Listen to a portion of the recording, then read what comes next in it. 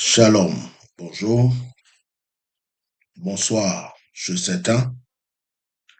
Il est écrit dans Isaïe chapitre 60, du verset 1 au verset 2. Lève-toi, sois éclairé, car ta lumière arrive, et la gloire de l'Éternel se lève sur toi. Voici les ténèbres couvrent la terre, et l'obscurité les peuples, mais sur toi, l'Éternel se lève, sur toi, sa gloire apparaît. C'est le Seigneur lui-même qui demande à une personne de se lever. On demande à quelqu'un de se lever lorsque la personne est assise, lorsque la personne est couchée, lorsque la personne est tombée, lorsque la personne n'en peut plus.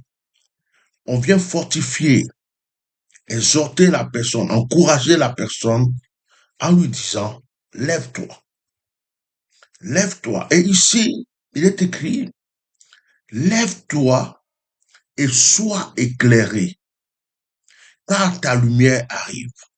Ça veut dire quoi? Il y a une lumière qui arrive. Il y a une bonne chose qui arrive. Il y a une bonne nouvelle qui arrive. Mais la personne qui doit obtenir cela doit d'abord se lever. Il y a une position que tu dois changer. Il y a une connaissance que tu dois avoir. Il y a quelque chose que tu dois comprendre pour que tu puisses t'en sortir dans ce monde. Lève-toi, sois éclairé, car ta lumière arrive. C'est ainsi que ce matin, en ce jour, je veux vous donner un enseignement qui doit changer votre vie. Mais avant de recevoir cet enseignement, il va falloir te lever. Pas te lever physiquement, mais te lever dans ton mental, te lever spirituellement, te lever dans la foi et comprendre que quelque chose peut changer dans ta vie. C'est pourquoi dispose-toi, prépare-toi même à prendre note si tu veux et écoute cet enseignement car il s'agit de ta vie. Avant d'avancer, de continuer, nous allons prier. Tout ce que nous faisons, nous devons le remettre et le recommander à Dieu. C'est pourquoi nous allons prier. Seigneur, je te recommande ce moment. Je prie pour ce frère, je prie pour cette sœur, et je prie pour cette personne qui entend le son de ma voix. À partir de ma voix, quelque chose de nouveau et d'extraordinaire se passe dans sa vie. Que les choses deviennent nouvelles. Que tout ce qui avait été fait dans sa vie et contre sa vie, que ce soit du côté paternel ou maternel, toute malédiction héréditaire, toute déclaration, toute action, tout comportement contre sa vie doit maintenant s'arrêter au nom de Jésus. Bénis ce moment et instruis cette personne qui m'écoute dans le nom puissant de Jésus-Christ de Nazareth. Amen. Nous allons parler aujourd'hui de la délivrance. Beaucoup de personnes ne réussissent pas dans leur vie. Beaucoup de personnes se sentent toujours attachées. C'est-à-dire que elles avancent, mais elles ont l'impression qu'il y a quelque chose qui les retient. Elles commencent, elles n'arrivent pas à terminer. Elles font des efforts, elles investissent, elles font beaucoup de choses pour pouvoir s'en sortir, mais malheureusement, hélas, les choses se passent pas toujours comme elles veulent. Les choses ne se passent pas toujours comme elles veulent. Et souvent, nous nous posons la question, est-ce une malédiction? Est-ce que ce sont encore les sorciers qui sont venus m'attacher? Mais quel est le problème? Et la plupart de ces personnes vont à l'église, parfois prient, d'autres sont dans des mosquées, dans des religions quelconques, invoquent Dieu, prient, mais les choses ne changent pas. Vous savez pourquoi? C'est parce que vous n'êtes pas libre. C'est parce que vous n'êtes pas seul. On peut être chrétien, on peut être même pasteur ou prophète et être encore possédé de mauvais esprits. Oui. Parce que les esprits ne se font pas voir. Mais il y a des esprits qui agissent dans la vie d'une personne à cause d'un lien héréditaire, à cause d'une adoration que son père avait faite, à cause d'une adoration que sa mère avait faite, à cause de certains actes que certains membres de sa famille ou des ancêtres ont posés. Il y a des esprits qui vous connaissent, mais que vous ne connaissez pas. Il y a des esprits qui sont venus se lier à vous. Depuis le jour où vous avez rencontré un tel, que vous avez mangé dans tel endroit, que vous avez bu tel breuvage, il y a des esprits qui viennent se lier à vous. Depuis que vous étiez amis à telle personne, que vous êtes rentré chez eux à la maison, chez eux, ils avaient une adoration. Vous ne le saviez pas ou le saviez, mais dès que vous êtes entré, ces esprits-là vous ont reconnu.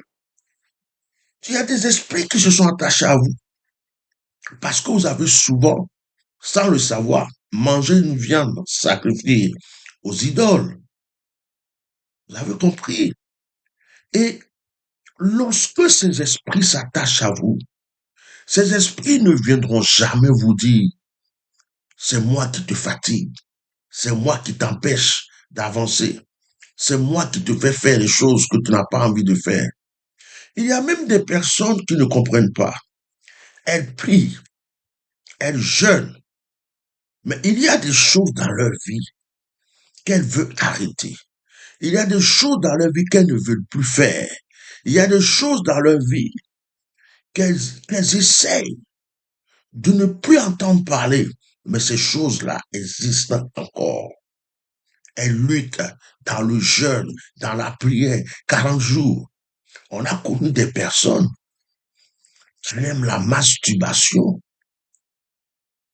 même parmi les chrétiens, les pasteurs, les chantres, les anciens d'église, les diacres, ils aiment la masturbation, qui ont demandé la cure d'âme, qui ont demandé la délivrance, qui ont demandé tout ce qu'il faut. Mais ils continuent. Vous savez pourquoi? Parce qu'ils sont possédés.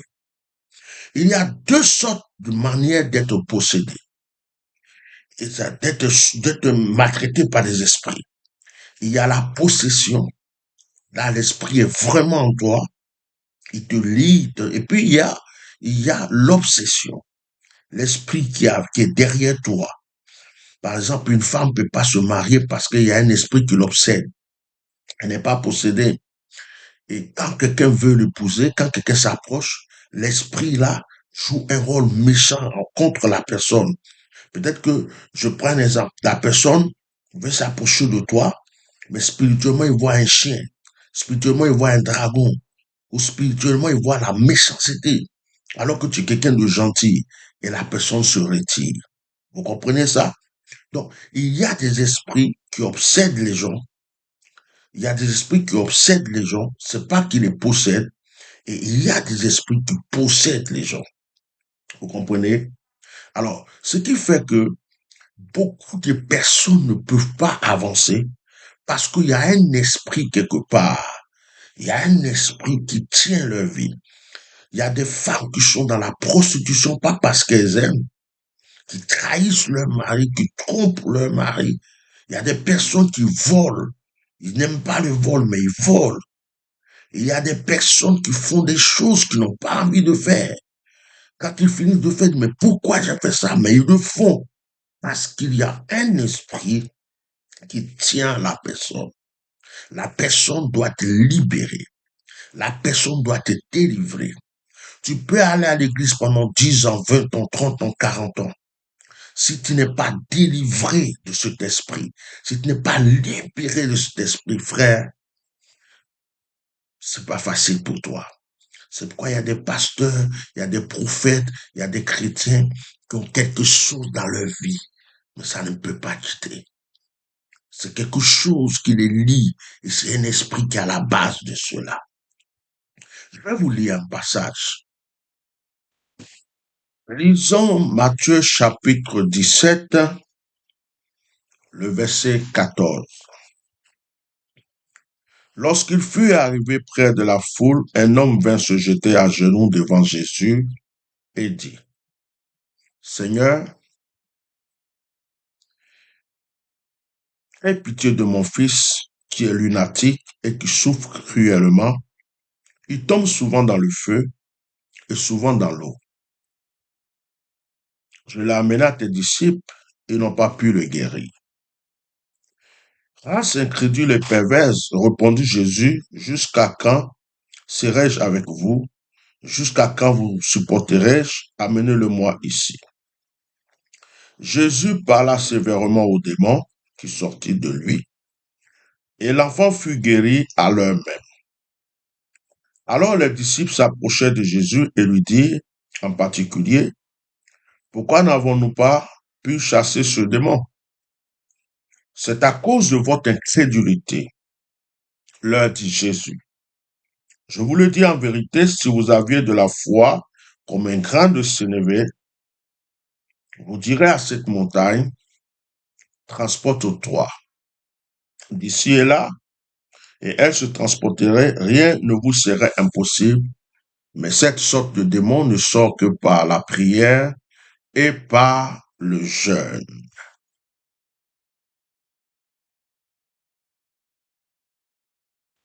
Nous allons lire un autre passage dans Marc chapitre 5. Le verset 1 dit, il arrivait à l'autre bord de la mer, dans le pays des Gadaréniens. Aussitôt Jésus fut hors de la barque, il vint au-devant de lui un homme sortant des sépulcres et possédé d'un esprit impur. Cet homme avait sa demeure dans les sépulcres et personne ne pouvait plus le lier, même avec une chaîne, car souvent il avait eu le fer au pied et avait été lié de chaînes. Mais il avait rompu les chaînes et brisé les fers et personne n'avait la force de le dompter. Il était sans cesse, nuit et jour, dans les sépulcres et sur les montagnes, criant et se meurtrissant avec des pierres. Ayant vu Jésus de loin, il accourut, se prosterna devant lui et s'écria d'une voix forte, qu'y a-t-il entre toi et moi, Jésus, fils de Dieu? Très haut, je t'en conjure au nom de Dieu, ne me tourmente pas. Car Jésus lui disait, sors de cet homme, esprit impur. Et il lui demanda, quel est ton nom? Légion est mon nom. Lui répondit-il, car nous sommes plusieurs. Et il le priait instantanément de ne pas les envoyer hors du pays. Il y avait là vers la montagne un grand troupeau de pourceaux qui passait et les démons le priaient, disant, envoie-nous dans ces pourceaux afin que nous entrions en eux. Il leur permit et les esprits un peu sortis entraient dans les pourceaux, et le troupeau se précipita des pentes escapées dans la mer. Et il y avait environ 2000 et ils se noyaient dans la mer. Ceux qui les faisaient paître s'enfuirent et répandirent la nouvelle dans la ville et dans les campagnes. Les gens allaient voir ce qui était arrivé. Ils vinrent auprès de Jésus et il vit les démoniaques, celui qui avait eu la légion assis, vêtu et dans son bon sens, et il fut saisi de frayeur. Je m'arrête là pour cette lecture. Vous voyez, ce passage que nous venons de lire nous explique encore le cas d'une personne qui était possédée, le possédé de Gadara. Ce monsieur se faisait du mal. Tout le monde avait peur de monsieur. En fait, c'était comme un fou. Vous voyez des fous de foi dans la rue, ils sont carrément possédés. Il y a des gens qui sont possédés, hein, vraiment possédés. Et cette personne faisait peur à tout le monde. Il n'y avait pas de solution. Mais il a fallu que Jésus s'approche de cette personne pour ordonner aux démons de sortir de la vie de cette personne. La Bible dit que quand il fut délivré, il était normal comme tout le monde. Il y a quelqu'un qui vole. Ce sont les démons qui l'amènent à voler. Et ton mari qui te trompe là, souvent il est possédé. La femme qui trompe son mari là, souvent c'est un démon. Ton fils, ton enfant qui vole, qui passe son temps à voler, et tu ne sais pas comment faire, ce sont parfois des démons. Il est possédé. Ta fille qui reste pas à la maison, qui ne fait que se prostituer au dehors, ce sont les démons. Et il y a des maladies comme la règle douloureuse, les fibromes, il y a certaines maladies qui ont des noms bizarres. La plupart, ce sont les démons. Déjà que les gens peuvent vous lancer des maladies, il y a des esprits qui trimballent des maladies. Il arrive des fois que quelqu'un est boiteux, c'est un démon boiteux qui le possède. Quelqu'un est aveugle, c'est un démon aveugle qui le possède. Lorsque le démon sort de la personne est libérée. Il y a des gens qui sont pauvres. Et ils font tout. On leur donne tout ce qu'il faut pour qu'ils s'en sortent. Ils ne peuvent pas. La pauvreté les poursuit. Souvent, c'est un démon, un esprit de pauvreté qui est dans la famille. Il y a des familles, le grand-père était pauvre, la grand-mère était pauvre, jusqu'à... Il faut qu'un jour, un seul soit délivré pour que les portes de la richesse arrivent. Il y a des familles qui sont possédées où les femmes ne peuvent pas se marier. Il y a un esprit de célibat qui est là, qui ne veut pas accepter que les femmes se marient. Mais lorsqu'une seule est délivrée, les portes sont ouvertes. Moi, j'ai vu des pasteurs et des hommes de Dieu qui sont encore liés à des démons, mais qui ne le savaient pas. Des femmes de serviteurs de Dieu qui sont possédées d'un esprit de colère, de méchanceté et tout, mais qui ne savent pas. Alors, examine ta vie. Qu'est-ce que tu n'aimes pas dans ta vie? Qu'est-ce qui se passe dans ta vie que tu ne trouves pas normal? Ta vie spirituelle. Souvent, il y a des gens qui sont aussi fatigués, liés par des esprits de paresse. Ils veulent, ils veulent, oui, ils veulent prier, ils ne peuvent pas. Ils veulent jeûner, ils ne peuvent pas. Ils veulent faire des bonnes choses, ils ne peuvent pas. Il y a un esprit qui les tient. Il y a même des gens, il y a un esprit qui les tient, qui les empêche d'aller travailler. Ils sont paresseux, passent le temps à dormir. Cet esprit qui les possède, c'est un esprit qui aime le sommeil. Et il y a des gens, c'est un esprit de prostitution qui est dans leur vie. Qu'est-ce qui te fatigue? Tu as besoin de délivrance. Il y a certainement un démon qui obsède quelque part ou qui possède quelque part. Mais au nom de Jésus-Christ de Nazareth, tu peux recevoir la liberté, tu peux recevoir la délivrance, tu peux recevoir la guérison et la restauration. Dans Marc chapitre 16, Jésus, à partir du verset 15, dit, la Bible dit, puis il leur dit, allez par tout le monde et prêchez la bonne nouvelle à toute la création. Il y a une bonne nouvelle à annoncer à toute la création. Verset 16 dit, celui qui croira et qui sera baptisé sera sauvé, mais celui qui ne croira pas sera condamné. Verset 17, voici les miracles qui accompagneront ceux qui auront cru. À mon nom, ils chasseront les démons. Je m'arrête là. Jésus dit, ceux qui vont croire vont être accompagnés de miracles. Et Jésus cite les miracles. Et le premier miracle qu'il cite, il dit, ils chasseront les démons. Donc, chasser les démons fait partie des miracles. Ils chasseront des démons. C'est la première des choses. Parce que ce monde est constitué de physique et de spirituel. Il y a des démons qui peuvent être dans ta maison, ta voiture, dessus, au marché, au travail, partout, mais tu ne le vois pas. Il y a des choses malheureuses qui vont t'arriver, tu crois que c'est normal, mais il y a un esprit derrière. Il y a un esprit d'accident qui est sur la route. Il y a un esprit de mort qui est rentré dans ta maison. Il y a un esprit de mort qui est rentré dans ta vie. Il y a un esprit de pauvreté qui lutte contre toi. Jésus dit, le premier miracle, c'est de chasser les démons. Ils chasseront les démons. Ils chasseront les démons. Bien-aimés, dans le nom de Jésus, je proclame d'une manière spéciale ta délivrance. Dis Amen.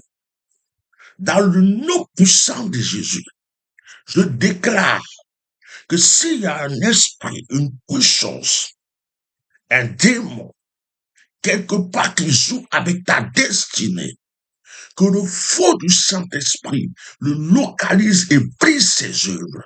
Je prie que le Seigneur te localise par sa puissance, en passant par un serviteur de Dieu, un prophète, que tu arrives dans le lieu de ta délivrance, de la manière que le possédé de Gadara a rencontré Jésus, que le Seigneur fasse que tu rencontres sa gloire et que tu sois libéré.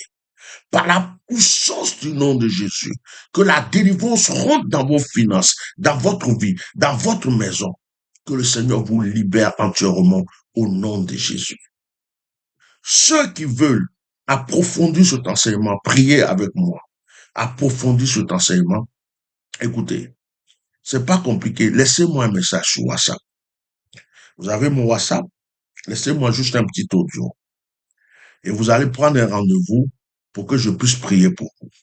Si vous n'avez pas le WhatsApp, c'est le plus 33 6 19 98 68 95.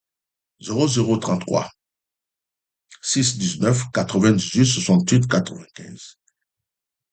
Mais pour aller plus vite, vous pouvez contacter mon secrétariat pour un rendez-vous. Dès que vous avez un rendez-vous, je vous prends. Alors, le secrétariat, c'est le plus 33 6 24 08 56 89 ou 0033 6 24 08 56 89. J'espère que vous nous suivez sur YouTube. J'espère que vous êtes abonné à notre chaîne YouTube. J'espère aussi que vous êtes abonné à notre page Facebook. Si vous êtes abonné à la page Facebook, que vous ne voyez plus les notifications des directs, désabonnez-vous et aussitôt réabonnez-vous. Ça pourra vous aider ou regardez dans vos paramètres les notifications pour voir si vous êtes vraiment, voilà, pour réactiver les notifications. Que le Seigneur vous bénisse. Je suis à votre disposition et je sais que par cette prière et par cet enseignement, le Seigneur fera quelque chose de très puissant et de très extraordinaire pour vous. Au nom puissant de Jésus, à travers ce message, même quand vous l'écoutez, la délivrance vous soit accordée. Shalom. C'était votre serviteur, le bishop Melchizedek. À bientôt.